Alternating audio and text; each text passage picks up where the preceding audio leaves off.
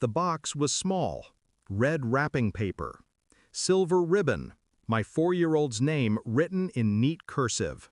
She tore it open with the same excitement all children have on Christmas morning. I was holding the camera, smiling, filming. Then I saw what was inside.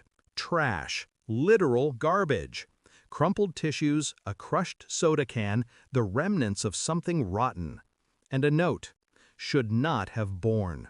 I stared at it, the words burning into the back of my skull. My daughter looked at me, confused. "Daddy, did Santa forget?" I smiled.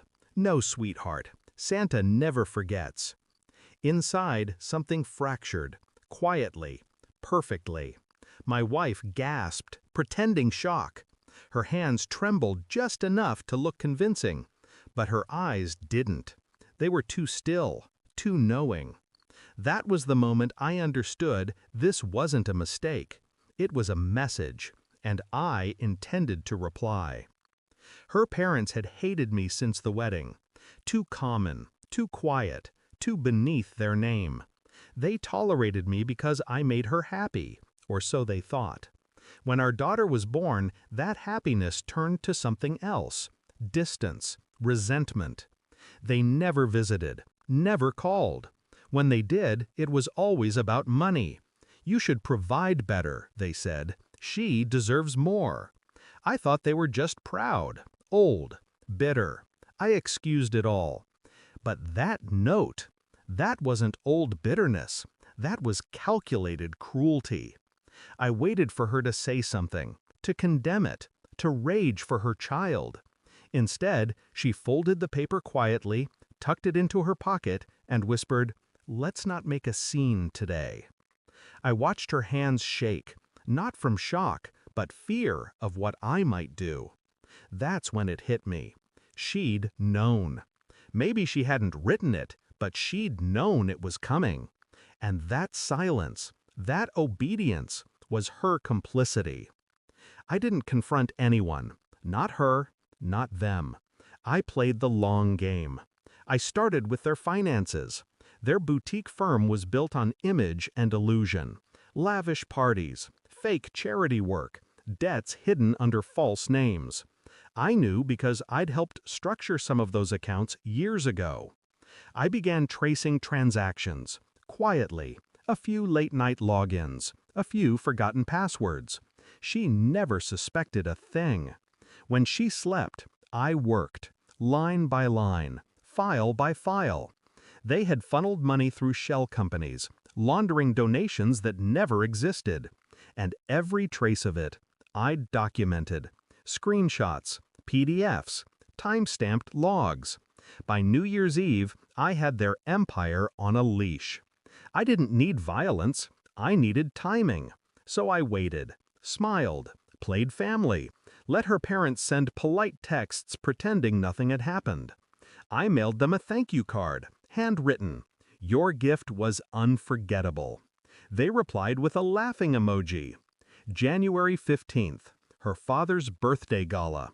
The perfect audience, politicians, clients, journalists, all dressed in glass smiles and silk lies. I arrived alone. My wife stayed home, claiming a migraine. I didn't argue. When I walked in, he greeted me with false warmth. "Good to see you, son." I nodded. I brought a present. I handed him a small USB drive wrapped in gold paper. He laughed. "Always mysterious, aren't you?" He plugged it into the laptop connected to the main projector, expecting a slideshow or a tribute video. Instead, the screen filled with spreadsheets, wire transfers, forged invoices, fake charities. Silence spread like gas in the room. Then came the audio files, recordings of his calls, instructing staff to bury the numbers.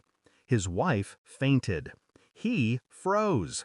And I just stood there, calm, watching his kingdom collapse in front of his peers. Someone screamed. Cameras flashed. His name turned to ash in real time. I walked out before the sirens arrived. The next morning, she confronted me, eyes red, voice shaking. "What did you do?" I poured coffee. I sent them a gift. They lost everything, their house, their company, everything. I looked up slowly. Good. Tears rolled down her cheeks. You ruined them. No, I said. They ruined themselves. I just wrapped it nicely. She stared at me as if seeing a stranger. Maybe she was. I handed her the folded note, the same one from our daughter's box. Tell me, I asked softly, did you know they sent this? Her silence was answer enough.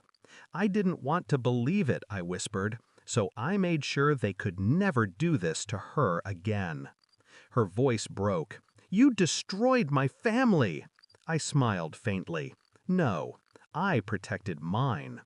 They live in a rental apartment now. I heard he drinks. She cries. Their names are gone from every invitation list that mattered.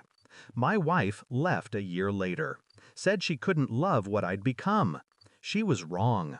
I didn't become anything. I just stopped pretending to be less than I was.